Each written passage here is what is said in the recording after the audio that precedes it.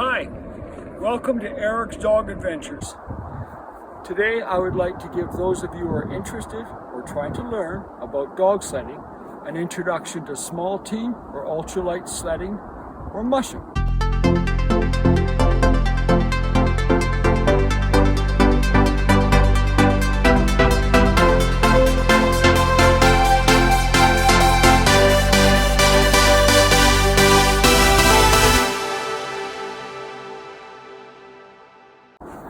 As you can see, there are different makes and models of sled, of which you can go online and Google.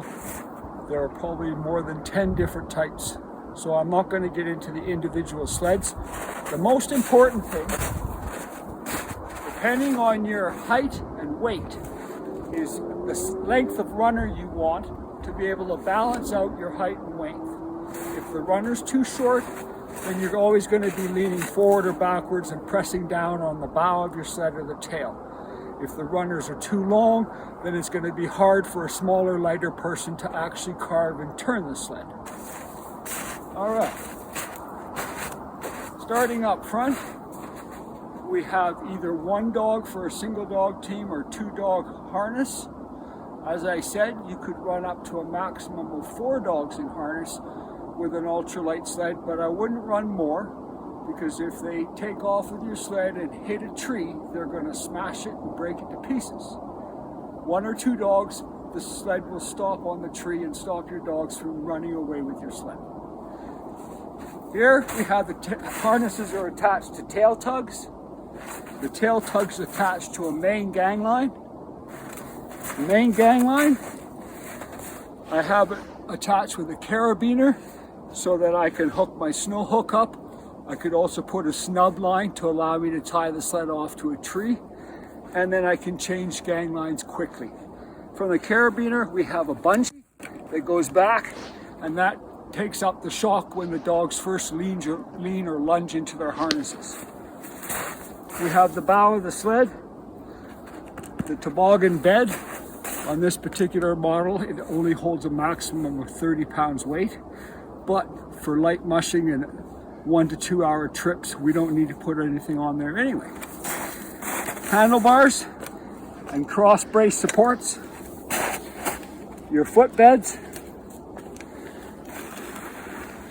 your plastic runners on an aluminum frame up to the bow.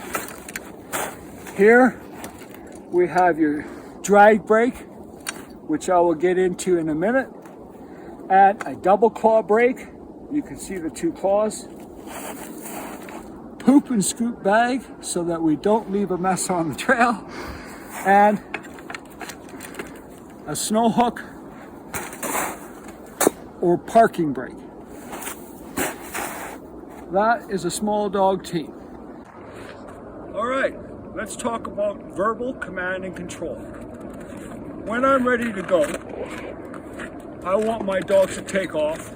Traditionally, people say hike, hike, or hike up, and away the dogs go.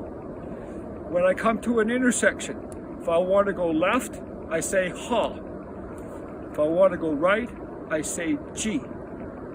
When it comes to a 4-way intersection, and I want to go straight through, straight on by.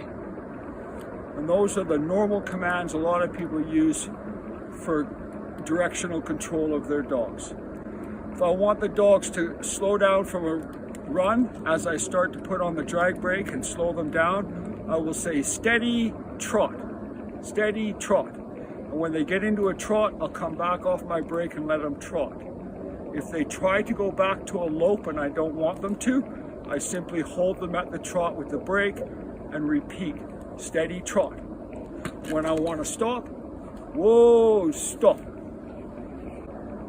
There are a lot of nuances and extra-verbal communication. There's also encouraging your dogs and developing them with verbal commands. And there are other verbal noises you can make besides using words to work with the dogs. But that's more advanced. I just want to give you the basics to be able to get started and off and running. Let's talk about driving technique. That is steering, cornering, and braking. To start off with, Once your dogs are loaded and you're ready to go, put your foot firmly on your drag brake so your dogs don't take off with your empty sled. Pick up your snow hook and stow it in your holster. There. Once you're secured and it's not going to be bouncing out or anything, you're ready to take off. All right. Okay. So hike up, the dogs take off running. All I want to do is feel the pull on the gang line and make sure that I'm being a good trailer. When I say being a good trailer, I don't want to have a bouncing loose gang line with my sled riding all over the place. I want a nice tight pull, and for the dogs up front, I want them to have a minimum of 2 pounds of pressure that they're pulling against. On flat surfaces or softer snow, the friction of the snow on the runners and the weight of me on the sled actually creates something for them to pull. If I do need to put a little pressure on the gang line, I can move my heel in onto the drag brake, or I can move my toe in onto the drag brake. The foot I'm going to use will be the downhill foot, because if I'm on a slope running along, I'm going to have my weight on the runner on the uphill and using my downhill foot for the brake. If I want a little bit of brake, I can just place my toe down, heel down, as I mentioned. I want more brake, place my foot firmly on the brake. Big mistake people make is they leave their heel hanging off.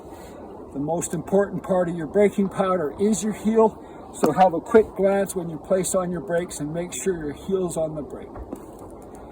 Okay, for steering and cornering, as I mentioned before, anytime there's an incline, we're going to lean our weight to the uphill side and inside of corners. So when you're going around a corner, weight's on the inside, outside foot's on the brake. Right hand turn, weight's on the inside, outside foot's on the brake. If I'm going straight down a hill, brake on, lean back. Or again, you can use a heel or a toe if that's comfortable for you. All right, one thing to mention about going into a corner, say a left-hand turn with my brakes on, just as my dogs start to go around the tree or the snowbound, whatever the obstacle is, release your brakes for a second so that your sled slides forward. Think of a big truck trying to turn, and then put your brakes back on as your sled's ready to turn into the corner. If you keep your brake on all the way to the corner, the dogs will pull you into the snow mound or into the tree. So we release briefly and then back on. All right, so that now is leaning and balancing and braking. The next thing I want to talk about is our balance on the sled.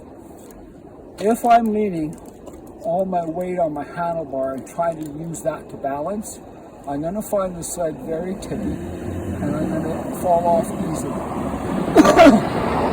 What you want to do is find the balance point on your runners on your footbed so that the bow and the tail feel balanced. And then stand normally. Hold on with both hands. If the dogs lunge, you're going to be pulled back, and that's fine. Just hold on, boom, away we go, and we're running. If I get on a downhill, I want my brakes on, I'm going to lean back with my body like this. Again, most important, from here to here is my most amount of body mass, weight. Therefore, moving this just a few inches helps tip me off. If I come back like a water skier, let the dogs tow me, bend my knees, I'm much harder to tip. I'm much lower. Does that make sense? All right. So just for an example, into a left-hand turn, and even if I wanted, I could come up onto my inside or uphill runner and put a foot out. This we call carving or outriggering, and I don't place much weight on it, maybe 4 ounces of pressure, and my foot's flat, and it's in front, and I'm leaning back.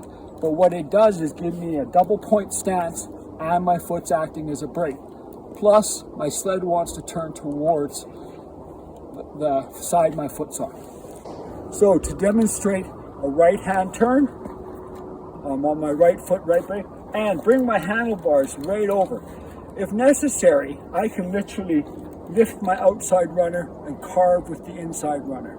Or again, step over and carve out like this. Take a note on how far back my body is and the fact that my foot's right up beside the handlebar, the vertical handlebar. That's the position. If my foot's back here, it'll quickly catch and get knocked out. So place it forward and not heel up, but foot flat. Same for right side braking. Dogs are going into the corner, release the brake for a second, then step on it and finish the corner.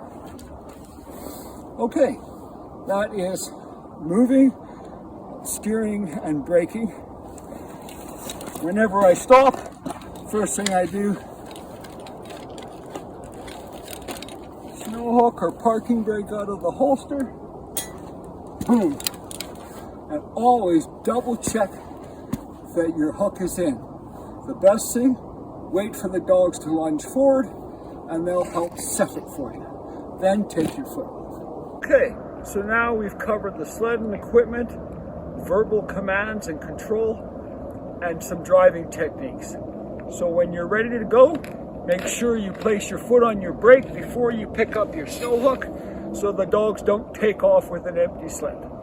All right, park our snow hook, or people call it the parking brake, and when you're ready, hike, and away you go. All right, that's covering all the territory. I think we've now covered sled and equipment, verbal command and control, and driving techniques. So, I wish you all safe sledding and have a howling good day.